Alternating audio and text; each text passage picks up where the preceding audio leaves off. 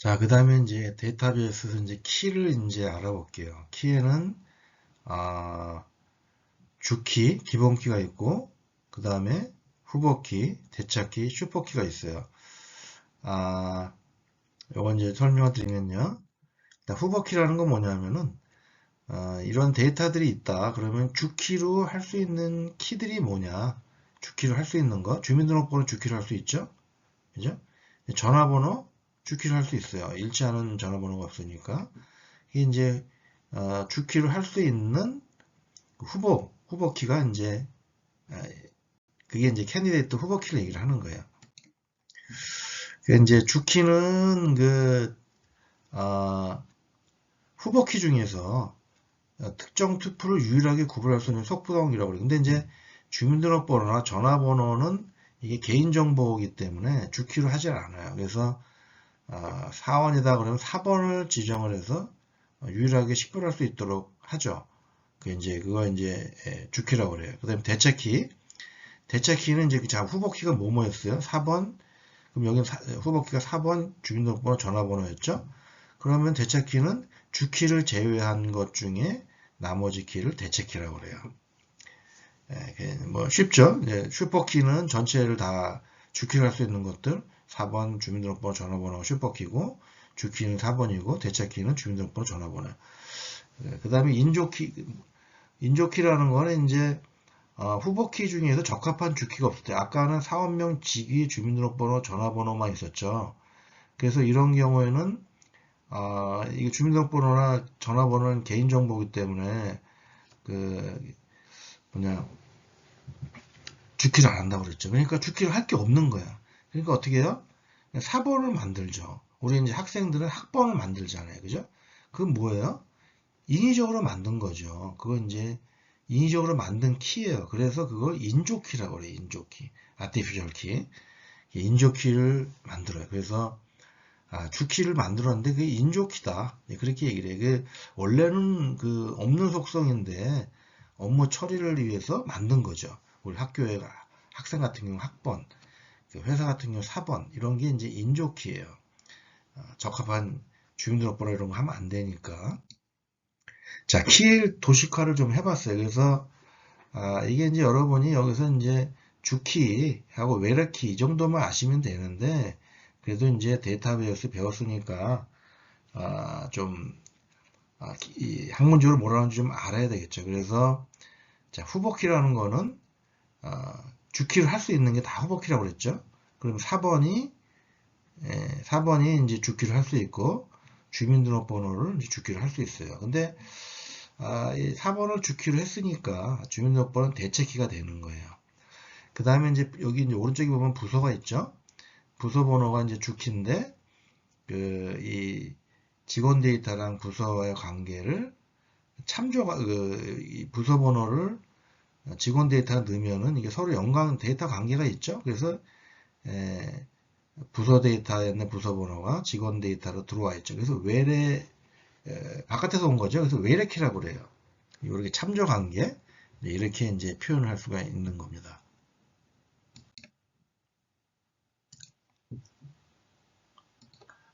자, 외래키는 서로 이제 연관 관계, 상호 관계는 테이블들 사이에서 데이터의 일관성을 보장해주는 수단이에요. 예를 들면 여기 직원이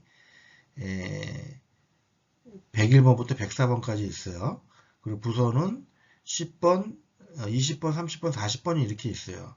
그래서 이제 데이터 입력이 20번, 30번, 40번, 50번이 들어가 있어요. 근데 홍길동이라는 직원이 새로 들어왔어요. 근데 여기 부서에는 10번, 20번, 30번, 40번밖에 없어요. 60번을 입력할 수 있나요? 입력할 수가 없죠. 이거를 이제 데이터 일관성, 데이터 정합성을 보장해 준다고 해요. 그래서 60번에 들어가면 안 되죠. 60번을 들어가려고 주키를 봤더니 없어. 그럼 들어가면 안 되죠. 잘못된 거죠. 이렇게 못 들어가게 해준다는 거죠. 그 다음에 자 이제 부서 데이터에 있는 부서 번호가 20번을 50번으로 바꾼다. 그럼 안 되죠. 여기 김영업이라는 사람이 부서 번호 20번인데 20번, 50번으로 바꾸면 안 되죠. 그렇게 못하게 해주는 거죠. 그 다음에 여기 10번, 영업부 데이터는 여기 10번이 없기 때문에 10번에 소속된 직원이 있으면은 삭제하면 안 되죠. 근데 이제 없으니까 삭제할 수 있는 거예요. 자, 이제 이 외래키라는 게 보다시피 이제 데이터와 관계가 있기 때문에 그 부모가 되는 데이터를 함부로 바꾸면 안 되죠. 그렇죠? 그게 이제 서로 데이터의 일관성, 정합성을 이제 보장해주는 그런 수단이 되는 거예요. 이제 데이터베이스 중요한 이제 무결성이라는 걸 배워보죠. 그래서 이제 인테그리티인데요. 인테그리티 도메인 무결성이라는 게 있어요. 아까 이제 도메인이 여기 보시면은 인티저, 뭐 캐릭터, 뭐 이런 것들이 이제 도메인인데, 요건 이제 타입 도메인이죠. 타입에 대한, 그래서 인티저인데 문자가 들어갈 수는 없죠. 이제 이런 게 이제 도메인이에요. 근데 그런 거 말고 이제 값이 도메인이 되는 경우가 있어요. 예를 들어서 퇴사 여부가 yn 값만 들어가야 되는데 1이라는 값이 들어가면 안 되죠. 이거는 퇴사는 yn만 들어가게 이제 돼야 되는데 1이라는 값이 들어가면 어떻게 돼요? 도메인 무결성이 깨진 거예요. 그래서 이제 이런 데이터들이 있으면 이상하게 동작할 수가 있겠죠. 근데 이제 우리가 실제로 이제 그 시스템 돌아가는 시스템에 가서 조사해 보면은 이런 값들 많이 들어가 있어요. 좀 문제죠, 문제. 그런 것들이 많이 있어요. 옛날에 만들어진 시스템들이 많기 때문에 옛날에 만들어진 건 이런 거 많이 들어가 있어요. 그 다음에 이제 참조 무결성입니다. 레퍼런셜 인테그리티라고 하는데요. 오른쪽에 이제 부서가 있고 왼쪽에 직원이 있어요. 근데 여기 보시면은 직원이 부서는 20, 30, 40, 50이 있어요. 근데 그 직원의 부서 번호가 20, 30, 40, 50이 있는데 홍길동에 60이라는 값이 들어가 있네요. 그러면 이제 여기 부서에는 60이 없는데 그러면 이 홍길동의 부서는 뭐예요? 부모가 없는 그런 데이터죠. 부모가 없는 데이터. 이건 뭐예요? 참조 무결성이 깨진 거예요. 그러니까 이런 값이 들어갈 수 있느냐? 들어갈 수 있어요. 어떤 때 들어가냐? 테스트할 때. 시스템을 이제 새로 개발했어요. 처음엔 데이터가 아무것도 없어요. 근데 막 테스트하다 보면은 아무 값이나 막 넣는 거예요. 그러면 나중에 개발 다 끝났어. 그래서 이제 보면은 이제 오픈하기 전에 보면은 이런 값들이 막 들어가 있어요. 뭐 엉망진창인 값들이 막 들어가 있어요. 그래서 그런 것들을 다 정제를 해야 돼요. 없애버려야 돼요. 그런데 그런 경우만 있느냐? 그렇지 않아요. 우리가 이제 가가지고 시스템을 보면은 이런 참조무결성이 깨진 데이터들이 있어요. 왜? 옛날부터 개발을 해왔기 때문에 옛날에 그런 데이터들을 테스트한 데이터들을 지우지 않고 내버려 둔 경우들이 있어요. 그러면은 문제가 되죠. 그래서 이런 참조무결성이 깨져 있는지를 데이터 품질 점검할 때 이렇게 봐요. 그래서 이 참조무결성은 굉장히 중요하죠. 이상한 값이 들어가 있는 거죠. 찌꺼기 데이터라고 할 수가 있겠어요. 그 다음에 이제 엔터티와 엔터티의 관계에서 이제 식별, 비식별 관계가 있어요. 식별 관계는 아이덴티피케이션이라고 그러고 비식별 관계는 논 아이덴티피케이션이라고 그래요. 이게 꽤 중요한 내용이에요. 그래서 식별은 뭐냐?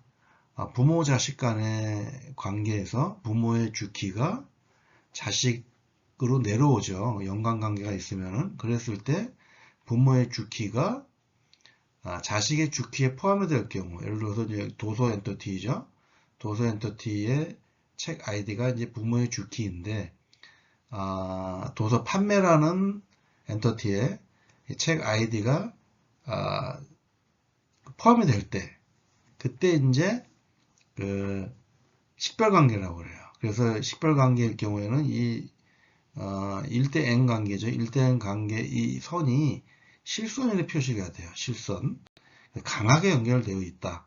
그래서 이제 실선으로 표시를 하게 됩니다. 그 다음에 이제 비식별 관계, 이건 논 아이덴티피케이션이에요. 이건 뭐냐면은 자, 저자가 있고 도서가 있어요. 저자 엔터티가 있고 도서 엔터티가 있어요. 근데 이제 우리가 이제 도서에 보면 작자 미상이라는 도서도 있어요. 그래서 저자를 도서에 주키를 하고 싶은데 저자가 없는 도서도 있어요. 그래서 그런 경우에는 그런 책이 한두 개가 아니죠. 그래서 작자 미상인 도서가 있는데 그래서 도서의 주키는 그냥 북 아이디로 하고 저자 엔터티의 저자 아이디는 도서의 주키를 포함시키지 못하고 일반 속성으로 내려야 돼요. 이렇게 모델링을 해야 되는 경우가 있어요. 그렇죠? 작자 미상인 도서들이 많기 때문에 이 저자와 도서의 관계를 설정을 하지만 도서 엔터티의 주키로 할 수가 없는 거죠. 그래서 이런 경우에 이제 일반 속성을 내리는 거예요. 이게 이제 비식별 관계예요. 이 비식별 관계를 모델링하게 되면은 관계선이 점선으로 표시가 돼요. 이렇게 아까 식별 관계는 실선이었죠. 근데 이제 비식별 관계는 점선이에요. 그러면 우리가 이 모델링을 딱 봐도 이게 점선이다. 그러면 이건 비식별 관계구나. 이게 실선이다. 그럼 이건 식별 관계구나. 이게 금방 알 수가 있겠죠. 그래서 이제 식별 관계가 이제 장점이 있죠. 그 식별 관계를 하면은 자식의 주키에 부모의 주키가 있으니까 아, 금방 알아볼 수가 있죠. 하지만 단점도 있어요.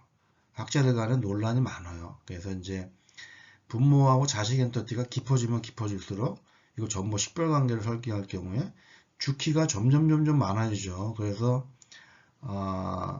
너무 많아지면 안 되잖아요. 그래서 이런 경우에는 6개 이상인 경우에는 비식별로 해라. 그런 이제 권고 사항이 있습니다.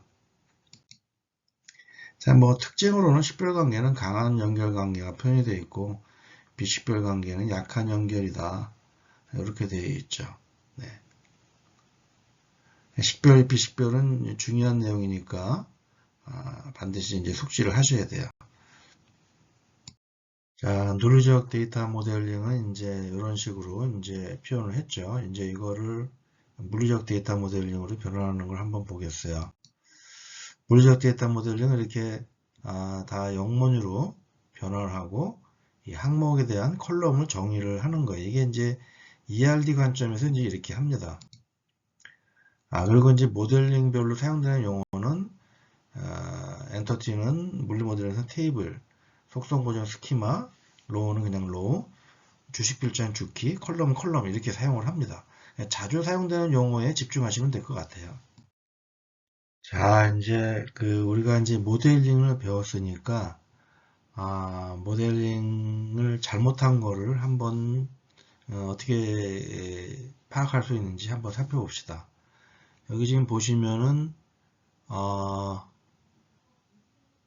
복지 설문 답변 이렇게 되어 있죠. 설문지 순번 항목 번호가 주키예요. 그죠? 그리고 이제 이게 1대 n으로 설계가 되어 있어요. 근데 자식 데이터를 보니까 설문지 번호, 항목 번호, 이 부모의 주키랑 자식의 주키가 똑같죠. 그러면은 부모 한 건에 대해서 자식이 여러 건 들어갈 수가 있나요? 주키가 똑같은데 들어갈 수가 없죠. 이런 경우에는 뭔가 설계가 잘못된 거죠. 여기 항목이 하나 더 주키를 항목을 더 하나 잡아야 되는데 설계 잘못된 거예요. 주키 설계가 잘못된 거죠. 아니면 이 1대 n 관계가 잘못된 건지 둘 중에 하나 잘못된 거예요. 이제 이렇게 모델링 된 거 보면 딱 안다고 이게 이제 잘못됐구나. 그 다음에 두 번째 부모는 이제 회계연도, 회계단위, 회계구분 뭐 이렇게 순서가 되어 있는데 여기 보면 자식 데이터 보면 회계연도, 회계단위 순서가 좀 바뀌었어요. 뒤바뀌었어요. 그죠? 순서가 불일치해요. 그러니까 지금 부모의 주키 순서가 5개인데 자식의 주키 순서는 6개예요. 그래서 뭐 위에처럼 여러 건은 들어갈 수가 있는데 우리가 키 순서가 다르게 되면 연, 월, 일이다. 근데 자식이 1, 월, 연 이렇게 되면은 어떻게 돼? 소팅이 안 돼 있죠? 그러면 굉장히 느려져요. 그래서 부모하고 자식의 주키 순서를 일치를 시켜야 됩니다. 이제 그런 게 있고요. 그 다음에 이제 키가 너무 많은 경우에요. 지금 여기 보면 키가 몇 개요? 한 10개도 넘죠. 이런 경우에는 6개 이상으로 하지 말라고 지금 공고를 하고 있거든. 너무 많아. 이런 경우에는 줄여야 돼요. 어떻게든 줄여야 돼요. 그래서 이런 거 좀 설계를 다시 해야 되는 거고. 근데 주키가 없어요. 주키가 없는 경우가 있어요. 이런 것도 설계가 잘못된 거죠. 네트워크에 대한 학습을 하도록 하겠습니다. 사실 소프트웨어 공학이랑 네트워크는 직접적인 연관관계가 좀 약한 편입니다.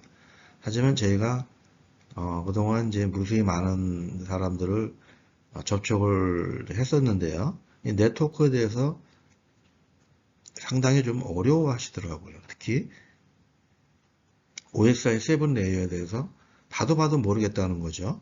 그래서 이제 제가 이제 대학원 박사과정 할 때 다른 교수님한테도 이렇게 네트워크에 대해서 이제 강의를 해드린 적이 있는데요. 이 부분에 대해서 여러분들도 좀 명확하게 네트워크가 어떤 OSI 7 레이어가 이제 어떤 거고 이런 것들에 대한 기본 지식을 좀 미리 좀 내재화시키는 게 중요하다고 판단을 했어요. 그래서 이번 시간은 네트워크에 대해서 공부를 진행하도록 하겠습니다. 자, 이제 그 네트워크를 이제 배우기 전에 이제 OSI라는 게 있어요. 오픈 시스템 인터커넥션이라는 게 있는데요. 이 IS에서 만든 네트워크의 7계층이에요. 그래서 맨 밑에서부터 물리 계층, 데이터 계층, 네트워크 계층, 전송 계층, 세션 계층, 표현 계층, 응용 계층 이렇게 얘기를 해요. 그래서 이거를 물대내 전세표 이렇게 이제 외웠죠. 우리는 외웠어요. 이렇게 다 물대내 전세표 해가지고 다 외웠습니다. 물론 이제 이 부분이 이제 TCP/IP랑도 매핑되는 부분이 있어요. 근데 이제 국제 표준이죠. ISO 국제 표준이니까 국제 표준에서 이제 정해놓은 거에 뭐라고 정해놨는지 이걸 여러분들이 좀 알 필요가 있어요. OSI 7 레이어입니다. 자, OSI 7 레이어는 1계층, 피지컬 물리 계층, 데이터 계층, 네트워크 계층 이렇게 쭉 올라가는데요. 여기 보면은 L7 위에서부터 얘기하면 L7부터 L6, L5, L4 이렇게 쭉 되어 있죠. 그래서 이제 이렇게 이제 계층이 있다. 그런 걸 의미한다고 할 수 있습니다. 여기 L7 계층은 아마도 요거는 저거 로드 밸런스를 해주는 그런 스위치인 것 같아요. 자, 뭐 똑같은 그림인데 이제 조금 다르게 표현하는 그림입니다. 자, 이제 컴퓨터 A에서 컴퓨터 B로 데이터를 전송을 한다. 그러면은 어플리케이션에서 뭔가 데이터를 전송을 한다.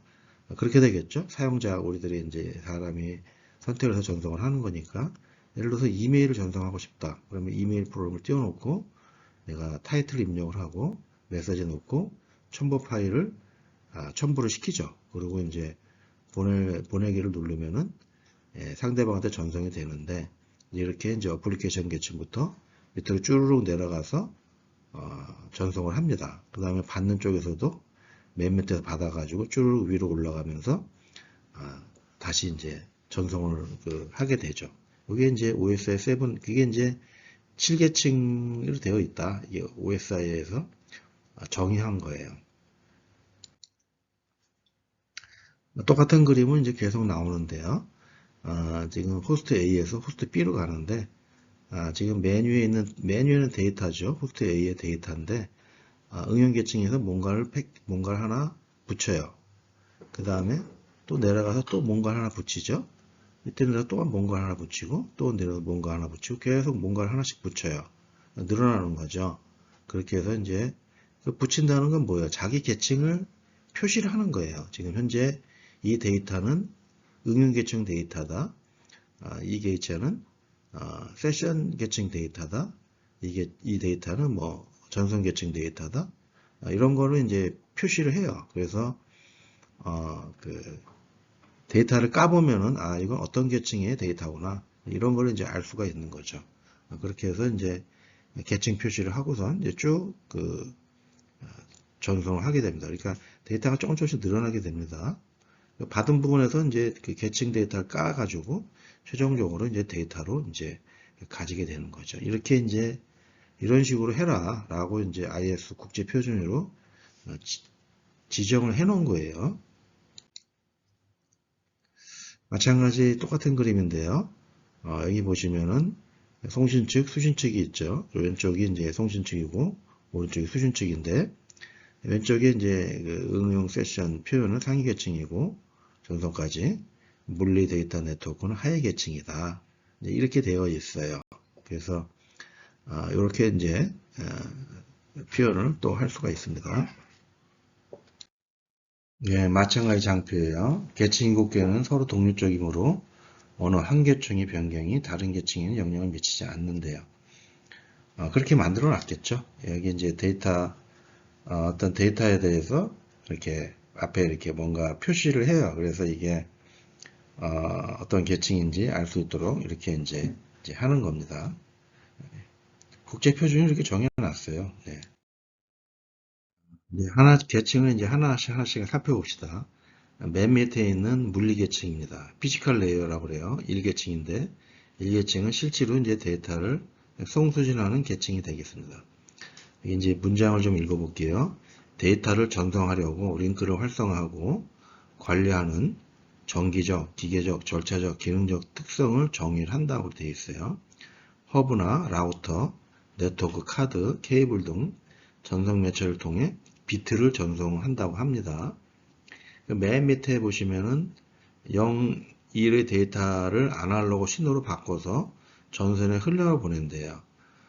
물리계층의 미디어 타입은 유선으로는 구리, 광섬유가 있고 무선은 공기도 가능하다고 합니다.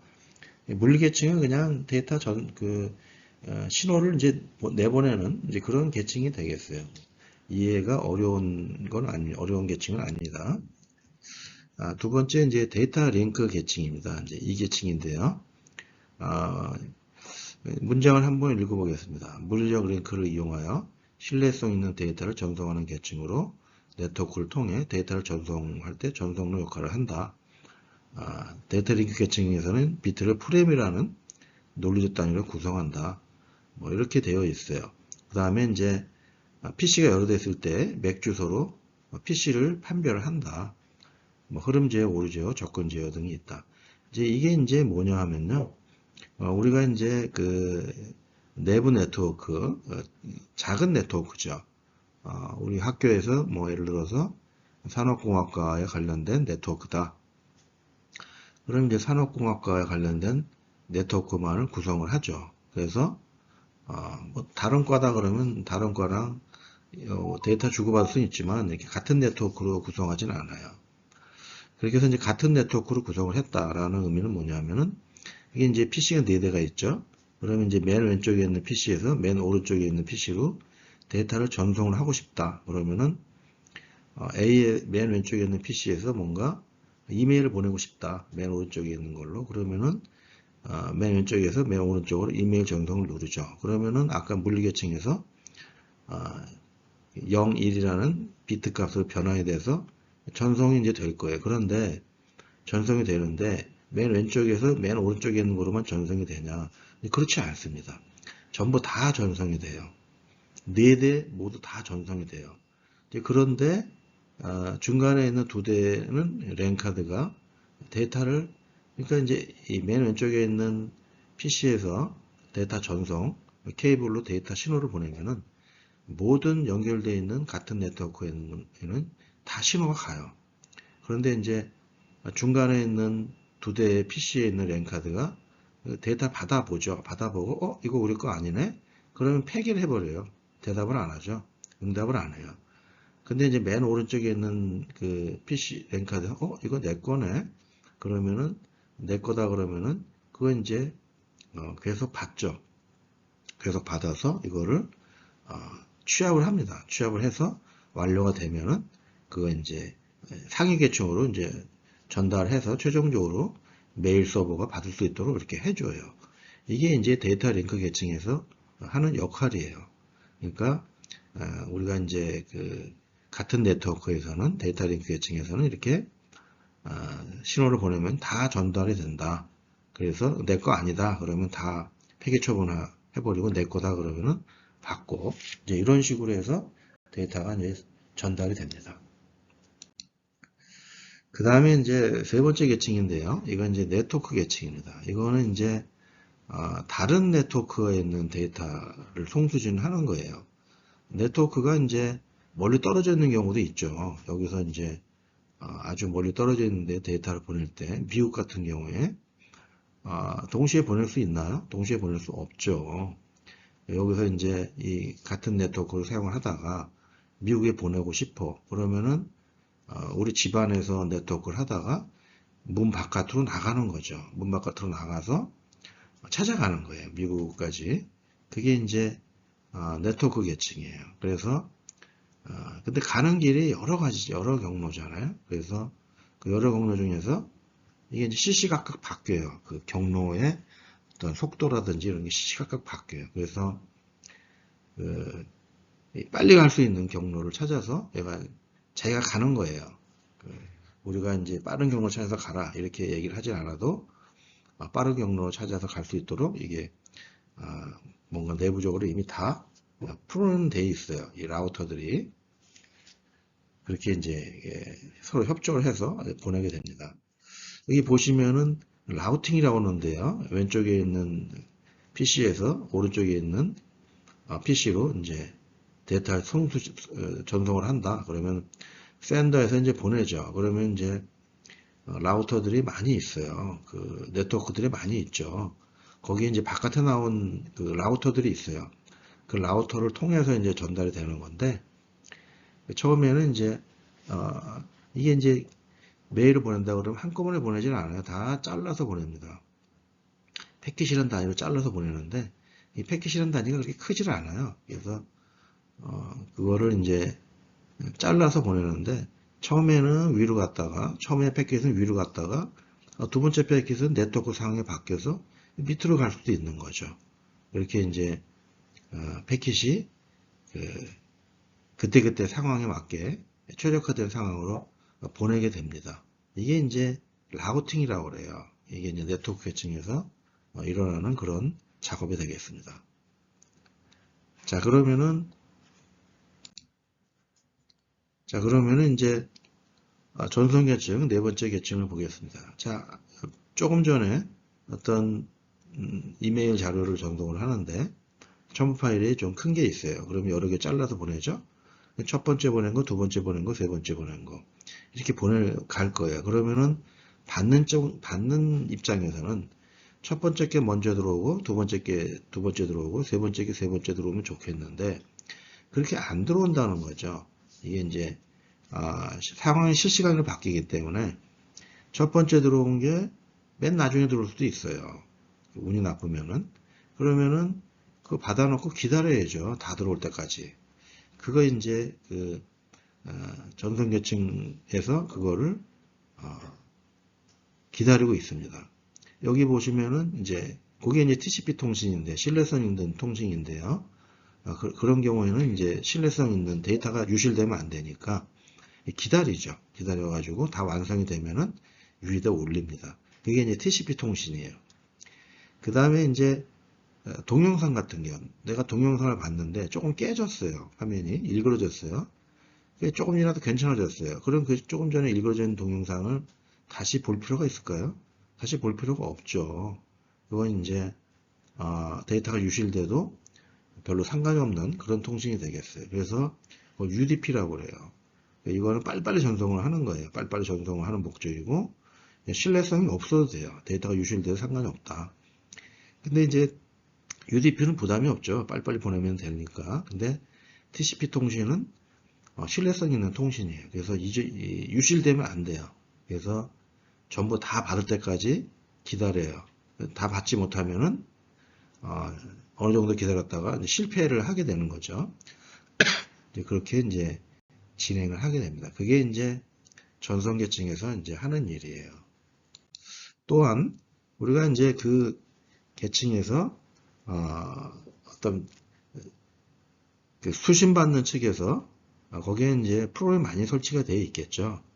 메일 서버도 있고 FT 서버도 있고 뭐 여러 가지 서버들을 프로그램들이 있을 거예요. 그러면은 웹 서버도 있고 그러면은 내가 메일을 보냈다. 그러면은 IP 주소는 똑같을 거 아니에요?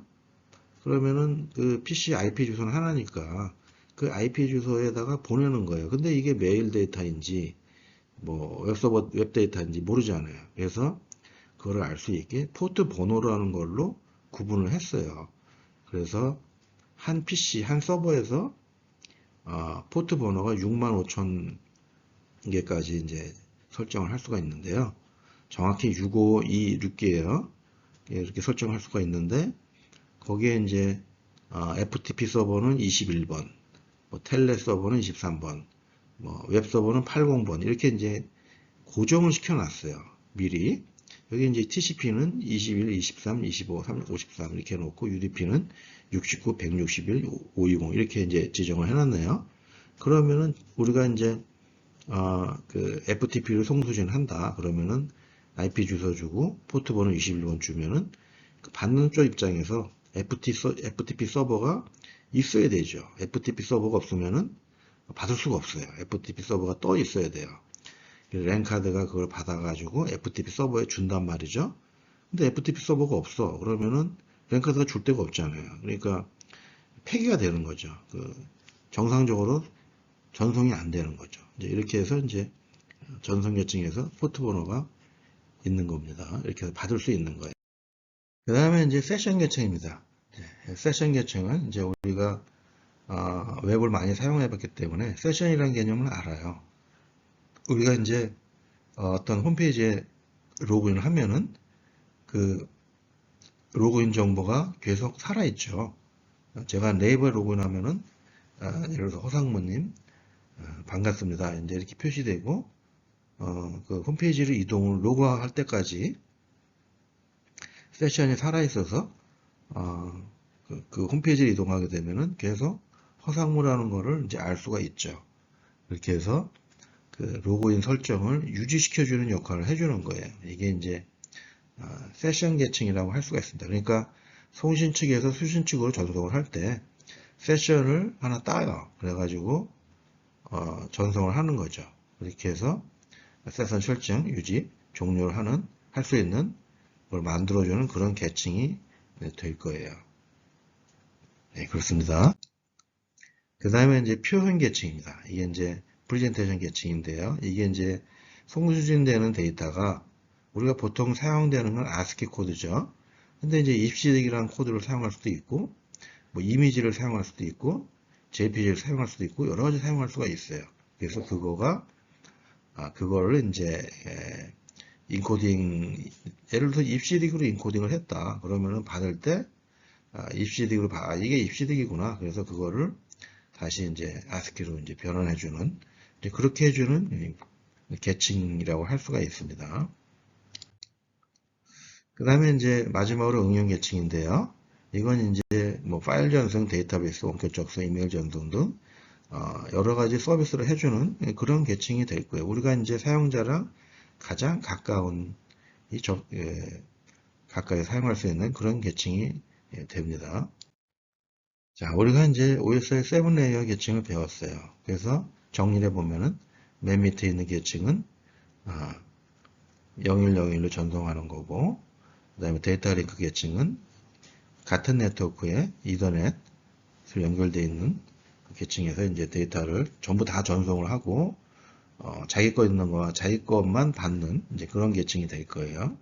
그 다음에 이제 네트워크 계층은 실질적으로 문 밖을 나간다고 그랬죠. 문 밖을 나가서 전송을 하러 나가는 거예요.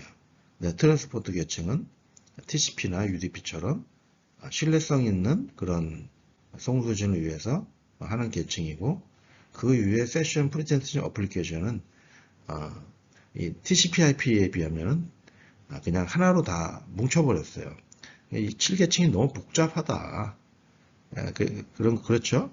7계층이 너무 복잡해서 사실 TCP/IP 같은 경우는 4개 계층으로 하면 충분하다고 이제 본 거죠.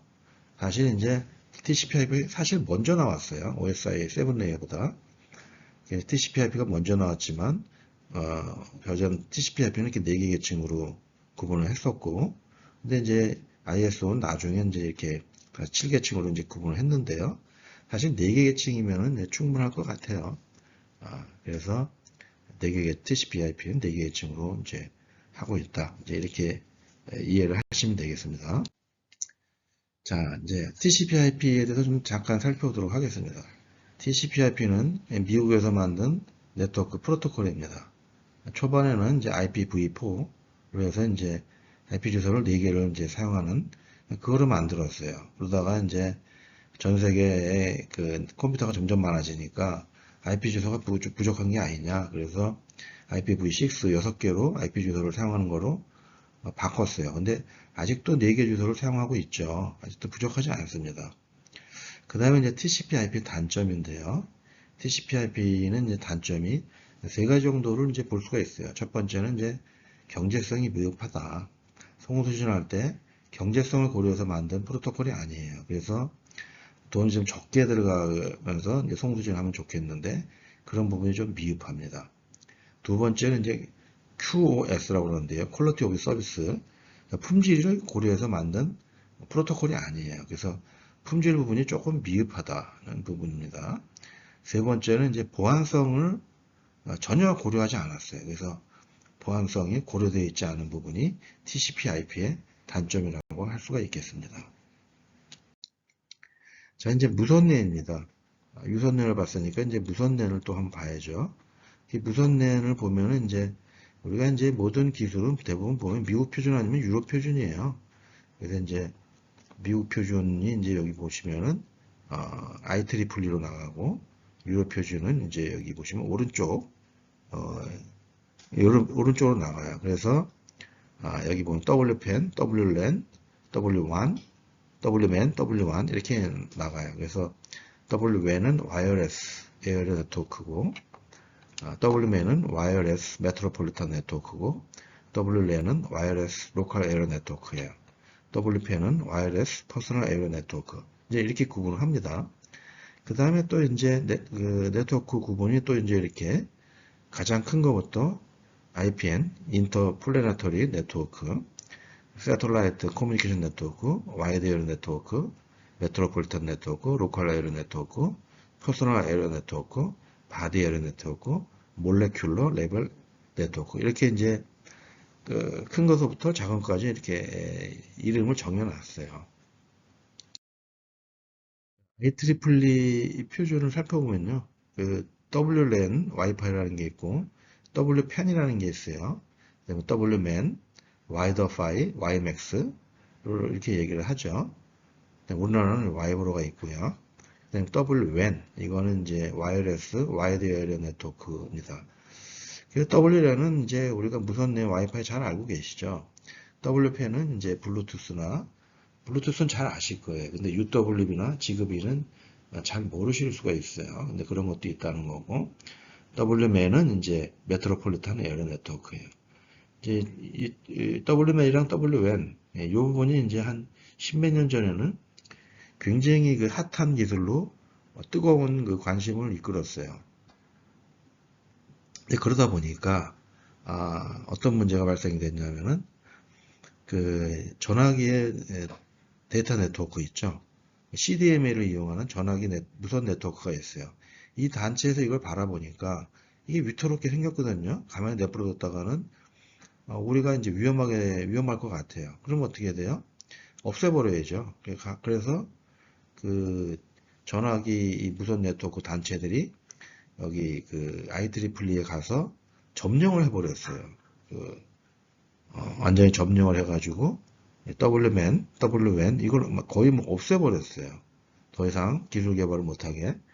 그런 게 첫 번째로 이제 그렇게 했고, 두 번째는 이제 우리나라에서 이제 와이브로라는 걸 만들었는데, 이제 이 와이브로라는 걸 왜 만들었냐.